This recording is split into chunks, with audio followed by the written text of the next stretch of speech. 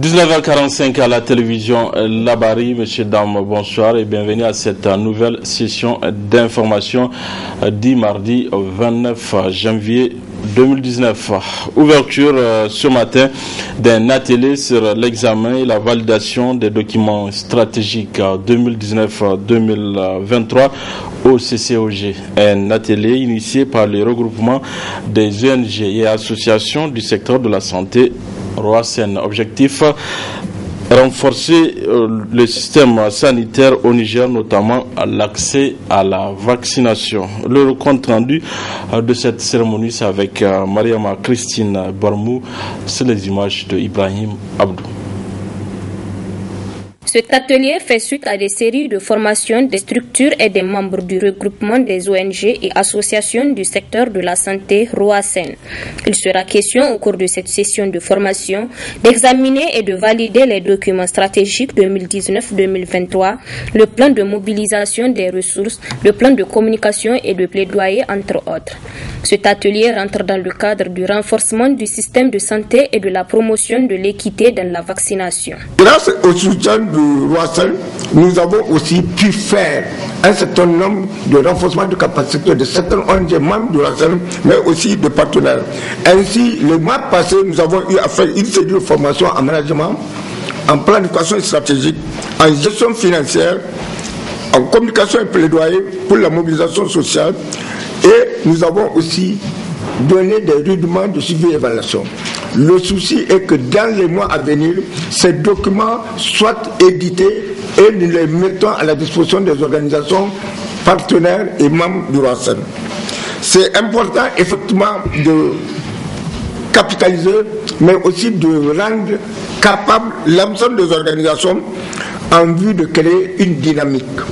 C'est dans ce souci que nous avons effectivement pensé à faire la planification stratégique, à nous doter d'un certain nombre, en tout cas de documents de base, pour pouvoir reconforter la dynamique.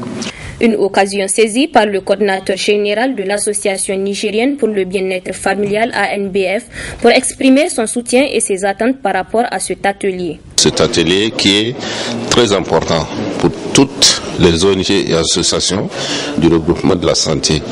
Donc le Roasen, vraiment, c'est un organe de mobilisateur, c'est un incubateur et nous sommes vraiment derrière le Roasen pour sa mission et ses objectifs. Notre attente, c'est vraiment de voir en dehors des ONG et associations qui sont à l'intérieur du Roasen que les partenaires nous soutiennent davantage, en particulier le ministère de la Santé. Cette présente session de formation va durer 2 jours et elle permettra certainement la validation des différents documents stratégiques afin d'améliorer les conditions sanitaires au Niger, notamment à la vaccination pour tous. Présentation ce matin à l'octrice de 2 trafiquants de drogue arrêtés sur le poste de contrôle de police de Gaïa. Ces trafiquants transportaient une importante quantité de drogue. C'est dans ce compte rendu de Asma Osedou et Sadou Demi. Ces 2 individus de nationalité nigérienne en provenance de Lomé, interceptés par les éléments de la police au poste de Gaïa, transportent 78 kg de cannabis en direction de Niamey, d'une valeur de 5 millions de francs CFA. Les éléments de l'Office central de répression du trafic illicite de stupéfiants au Crétis, en service au niveau de la direction départementale de la police nationale de Gaïa, ont procédé à une saisie importante d'herbes de cannabis estimée à 78 kg. Cette drogue est dissimulée dans des sacs. Donc le produit a été découvert dans un bus de transport en commun en provenance du Togo. L'individu a été interpellé sur place. Donc nos investigations nous ont permis aussi de prendre un de ses complices qui se trouve à Niamey, donc qui est censé venir récupérer la marchandise au niveau de la gare. Nos investigations nous ont permis aussi de comprendre que ce trafic de drogue s'étend sur 3 pays, à savoir le Niger, le Togo et le Ghana. La semaine écoulée, il faut retenir que les antennes de Crétis à Kouani et Gaïa ont saisi 64 kg de cannabis. Le mode opératoire de ces réseaux est très simple. Donc ils recrutent des jeunes désœuvrés pour les envoyer au Ghana, payer la marchandise et tout faire pour l'introduire à Niamey. La police nationale, dans sa mission de sécurisation des personnes et de leurs biens, appelle la population à plus de vigilance. 78 kg que nous avons saisi est destiné à une consommation locale, puisqu'ils sont censés procéder à la distribution à travers un réseau qui est bien organisé, très bien structuré, au niveau des marchés urbains et ruraux, au niveau des établissements publics et privés. Raison pour laquelle nous lançons un appel à l'endroit des parents d'élèves, des associations et des chefs de quartier de nous prêter main forte pour que nous puissions mener à bien notre combat qui est celui de la lutte contre la drogue. Car vous n'êtes pas sans savoir que la consommation de la drogue est aujourd'hui un problème de santé publique. La police nationale, à travers l'Office central contre le trafic illicite des stupéfiants OCTRIS, est décidément engagée à mettre hors d'état de nuire les trafiquants des stupéfiants sur le territoire national. Les agents de justice menacent d'aller en grève de 2 jours demain, mercredi et jeudi 31 janvier 2019. Pour cause, le syndicat national des agents de justice SNAJ a déposé un préavis autour des revendications des agents qui portent sur 13 points. Ils l'ont fait savoir ce soir au cours d'un point de presse que nous résument ici Hassan Saleh Mustafa et Sadou Doumi. Plus de 3 semaines après le dépôt de leur préavis de grève sur la table du ministère de Justice, aucune réaction de la part de celui-ci. Une situation qui a amené les agents de justice à observer un arrêt de travail de 2 jours ce mercredi 30 et jeudi 31 janvier 2019 pour faire réagir le gouvernement relativement aux revendications des agents de justice qui composent 13 points. 1.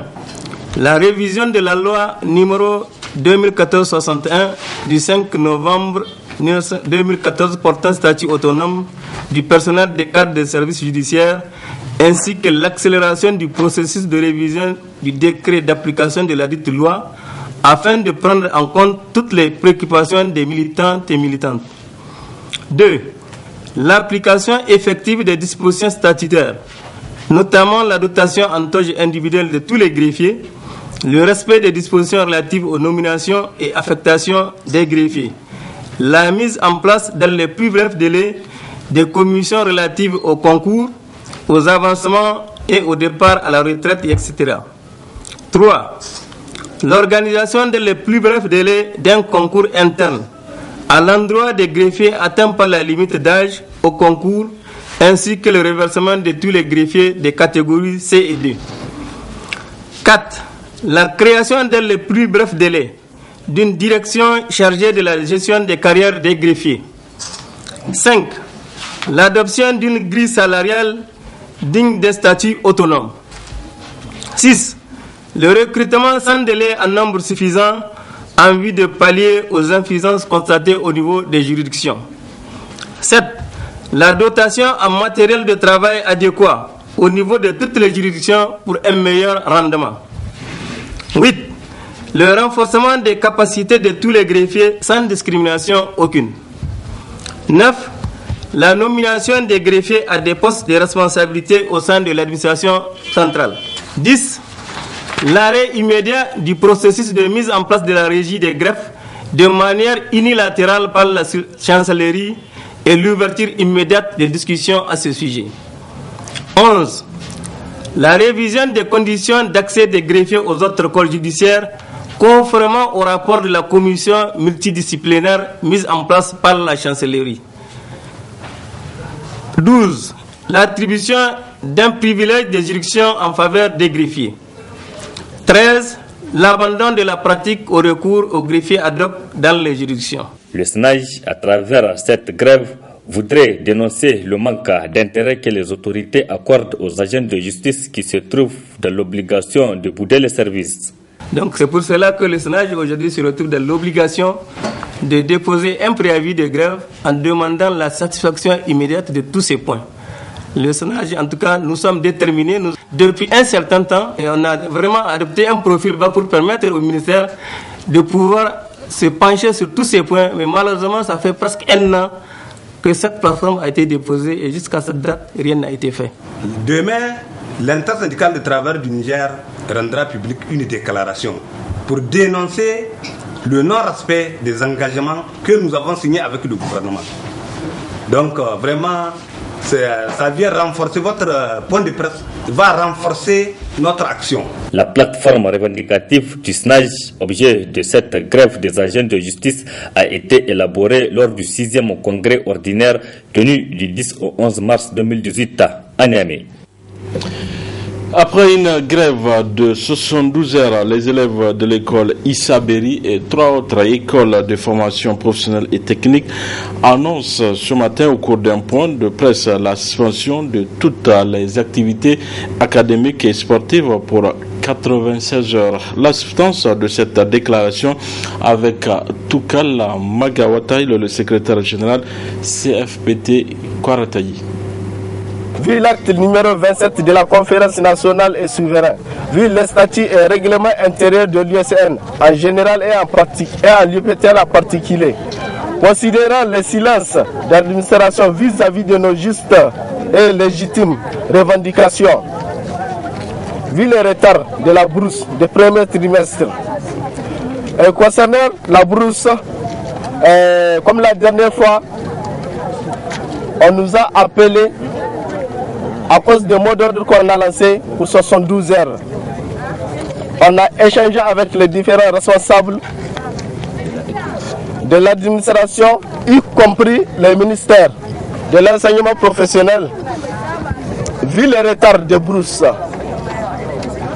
vu les retards de trousseaux, y compris les trousseaux, ça veut dire les matériaux, les blouses, concernant les machines non opérationnelles, réunis en assemblée générale pour un statut sur la situation socio-académique, le comité exécutif, le LP Issa Berry, LPK Kalmaharo, CFPP, CFPT Ama, CFPT Kwartagi lance un mot d'ordre pour la suspension de toutes les activités académiques et sportives pendant 96 heures.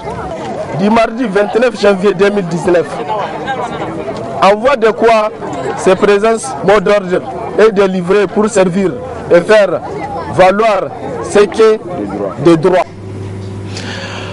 Le volet reportage de cette édition est consacré au taro, communément appelé Mankani en Hausa, comme un germar. Où est cultivée cette plante et quelles sont ses vertus? Et le monde de réponse dans ce reportage signé Ismaël Moumouni Moussa et Sadou Doumi. Colocasia sculenta de son nom scientifique, cette plante des Aracées, plus connue sous le nom de taro, est cultivée dans plusieurs pays, dont le Niger, pour sa racine épaissie. La commercialisation de ce tubercule est une activité bénéfique pour ses revendeurs. Je m'en sors vraiment dans la commercialisation du taro. Dans cette activité, j'ai pu même me payer une moto. J'invite les autres jeunes à ne pas croiser les bras.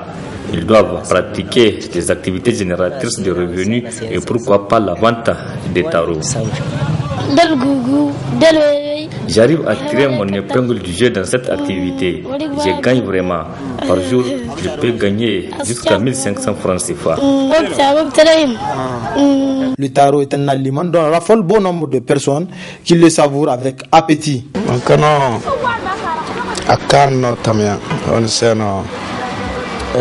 Le taro est vraiment délicieux. Je ne peux pas m'en passer. J'en consomme chaque fois. Parmi les tubercules, c'est le meilleur que je peux manger autant, sans être rassasié. Le consommateur de cette denrée, on veut juste compte tenu des nutriments que renferme cet aliment. Sa composition en glucides, parce que quand vous prenez 100 grammes de taro, vous avez à peu près 20 grammes de glucides. Donc le taro est riche en glucides, donc en ce sens le taro est un aliment qui permet qui est classé dans le groupe des aliments énergétiques. Maintenant, en plus de cela, vous avez certains éléments qu'on retrouve dans le taro, notamment les fibres alimentaires. Et quand vous prenez à peu près 100 grammes de taro, vous pouvez avoir 5 grammes de fibres alimentaires, ce qui n'est pas négligeable parce que les besoins en fibres alimentaire chez un être humain, c'est 25 grammes. Autrement dit, avec 100 grammes, vous avez 1/5 de vos besoins en fibres alimentaires. Maintenant, en plus des fibres alimentaires, vous avez également certains sels minéraux qu'on retrouve dans le taro.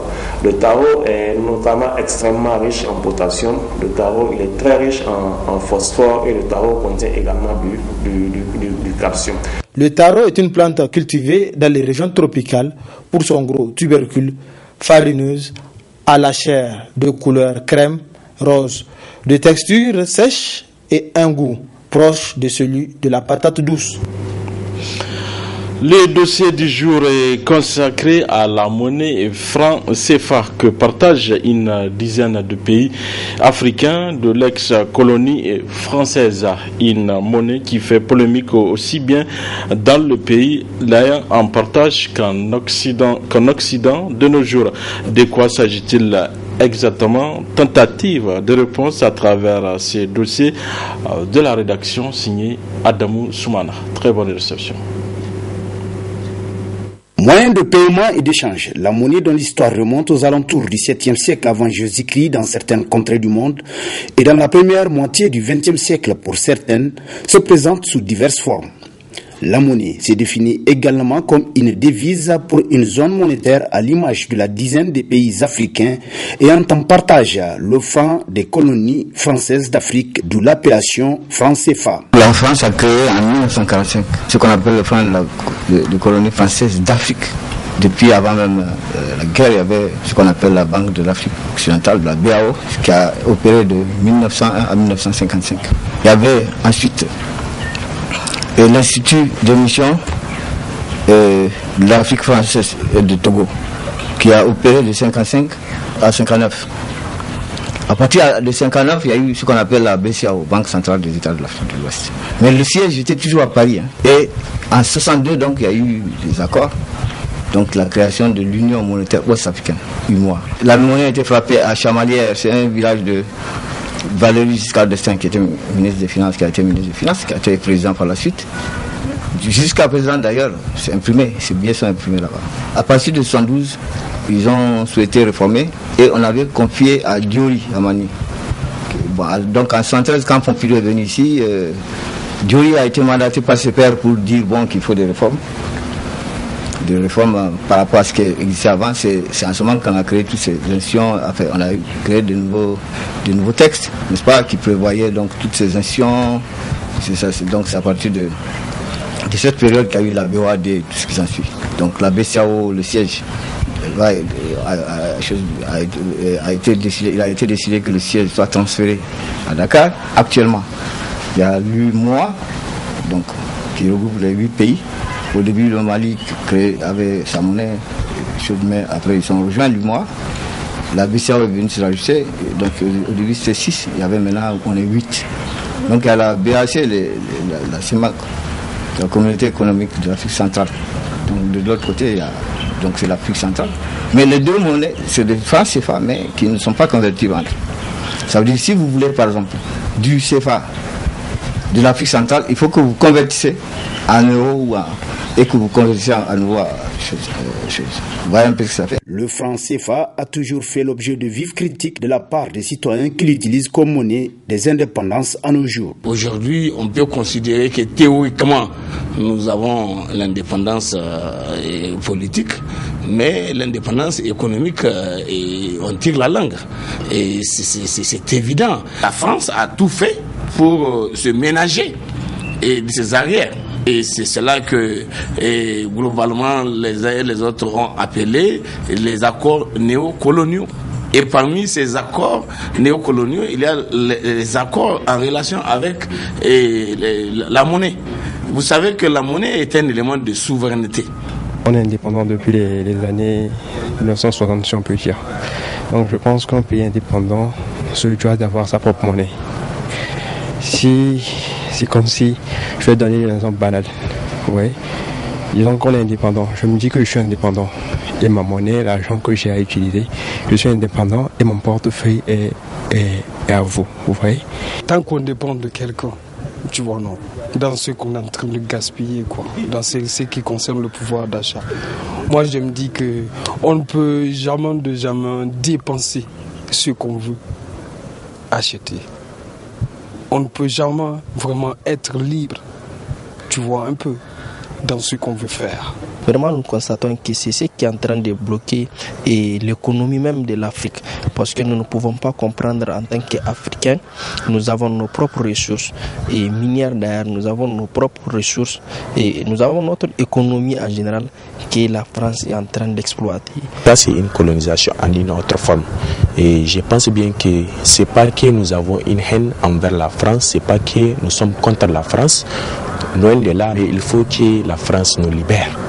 Chez certains hommes politiques nigériens, en l'occurrence l'argentier du pays, l'on a une autre lecture de cette appartenance à la zone franc CFA. Nous avons une politique monétaire qui a l'avantage de protéger le pouvoir d'achat de nos populations et qui ne va pas contre la croissance, qui attire les investisseurs et qui permet d'avoir des politiques budgétaires qui permettent de créer les conditions de l'industrialisation et du développement. Mais je ne pense pas qu'aujourd'hui le franc CFA soit comparable à un franc colonial. C'est un choix tout à fait souverain qui peut changer, qui peut évoluer et qui continuera à évoluer. Le compte d'opération, c'est d'abord 50% de nos réserves. D'ailleurs, il est rémunéré et puis ce compte d'opération pourrait exister à la Banque d'Angleterre ou bien dans une autre banque. C'est un choix qui a été fait. C'est pour ça que je dis que ce type d'accord monétaire existe aussi ailleurs. Il existe pour plus de 30 pays africains et il existe un peu partout dans le monde. La liberté que nous avons de changer de lieu de compte d'opération est là, elle existe. Deuxièmement, la politique monétaire se décide au niveau de la Banque centrale et au niveau de l'UEMOA. Elle ne se décide pas à Paris. C'est nous qui décidons de la politique des taux d'intérêt, etc.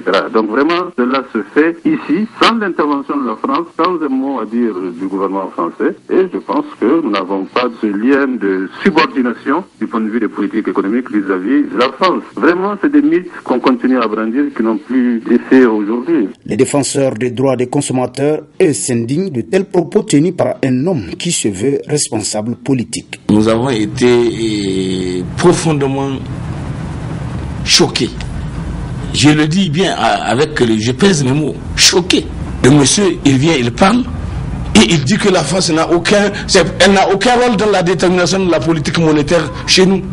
Ça veut dire qu'il ne sait même pas de quoi il parle. Il dit que la BCEAO, c'est elle qui fait la politique monétaire, c'est l'UEMOA, c'est la BCEAO. Mais c'est qui l'UEMOA, c'est qui la BCEAO? Mais la BCEAO, actuellement, s'il ne le sait pas, on l'informe. Mais dans le conseil d'administration de la BCEAO, il y a des représentants de la France qui ont droit de veto. C'est eux seuls qui ont droit de veto. C'est eux seuls qui ont droit de veto. Si le représentant de la France au conseil d'administration de la BCEAO n'est pas d'accord avec une position, alors elle ne va pas s'exécuter. Il dit que c'est nous qui déterminons le taux d'intérêt et autres, tout ça là. Mais mon Dieu, mon œil, le président le président Issoufou aujourd'hui, et je rappelle qu'il était Premier ministre de la République du Niger le 10 janvier 1994. Abdallah Brema, qui est actuellement le président de l'UEMOA, qui est leur camarade, qui était ministre des Finances du Niger, ils étaient partis avec Maman Ousmane, président de la République de l'époque, pour assister à une réunion de Air Afrique, par rapport au problème de Air Afrique. Et le ministre de la coopération française est arrivé les trouver là-bas, sans que eux, pour l'essentiel, ne connaissent même ça. Ils sont arrivés et le monsieur est venu pour dire il faut maintenant que les gens s'engagent pour signer le traité de la création de l'UEMOA, parce qu'avant c'est l'UEMOA et la CEDEAO à côté. Maintenant ils ont fait leur réflexion, ils ont voulu qu'on mette ça ensemble pour créer l'Union économique et monétaire ouest-africaine, UEMOA. Et c'est comme ça que l'UEMOA est né en 1994. Et sitôt ce traité signé, le lendemain, le 11 janvier, ils ont proposé qu'il fallait aller à la dévaluation du franc CFA à 50%. Face à tous ces constats, bon nombre de concitoyens pensent qu'il est temps de tourner le dos à cette zone monétaire. Cependant, les spécialistes tirent de leur côté une sonnette d'alarme sur ce que d'aucuns qualifient de révolution monétaire. Il n'y a pas qu'un problème de monnaie, il y a un problème de consommer local. Nigérien, ivoirien, tout ce que vous voulez.